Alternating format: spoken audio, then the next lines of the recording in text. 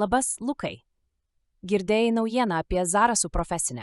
Atrodo, jie ten kažką nerealaus su dronais ruošia FPV mokyklą. Sveika, Aiste. Mačiau kažkokį skelbimą, bet neįsigilinau. FPV? Čia tie, kur su akiniais valdai ir jautiesi lyg pats kristum. Tie greitieji. Taip, būtent tie. Įsivaizduok, mokytis juos pilotuoti čia Zarasuose. Ne tik skraidyti, bet ir kaip jie veikia, kaip juos surinkti, gal net remontuoti. Ten minėjo, kad mokys visko, nuo pagrindų iki sudėtingų manevrų, filmavimo iš oro, vaizdo montavimo. Oho, skamba rimtai. Ne šiaip žaidimas, bet ar tai nebus beprotiškai sunku? Kiek mačiau video, ten reikia žaibiškos reakcijos, valandas praktikuoti ant simuliatorių, kol iš vis į orą pakelsi tikrą droną nesudaužęs. Be abejo, lengva nebus ir turbūt ne visiems užteks kantrybės ar įgūdžių.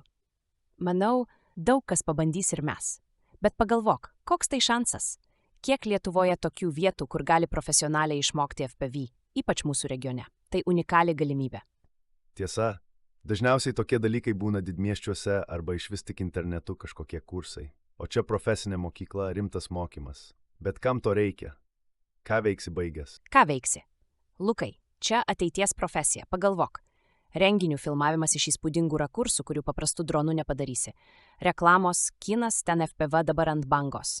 Gal net dronų lenktynės? Arba techninė pusė, kas nors turi tuos dronus prižiūrėti, taisyti, tobulinti. O kur dar pramoniniai patikrinimai, gelbėjimo operacijos, galimybių daugybė. Skamba visai perspektyviai. Ypač kai pagalvoji, kiek dabar visur tų dronų reikia. O FPV specialistų turbūt tikrai trūksta. Bet vis tiek tas sunkumas gąsdina. Jei pusė nubirės, tai gal ir neverta pradėti. O aš manau, kaip tik atvirkščiai. Būtent todėl, kad sunku tie, kas pabaigs, bus labai vertinami. Tai nebus masinė profesija, kur kas antras gali dirbti. Čia reikės užsispyrimo, talento, darbo. Bet užtat pabaigęs turėsi įgūdžius, kurių mažai kas turi. Tai didžiulis pranašumas darbo rinkoje. Gausi ne tik popieriuką, bet realią paklausę specialybę. Gal tu ir teisi. Jei žiūrėti į priekį, tai tikrai gera investicija į save. Geriau nei kokia nors paprasta profesija, kur absolventų ir taip per daug. Reikia pasidomėti sąlygomis, kada ten viskas prasideda. Būtinai.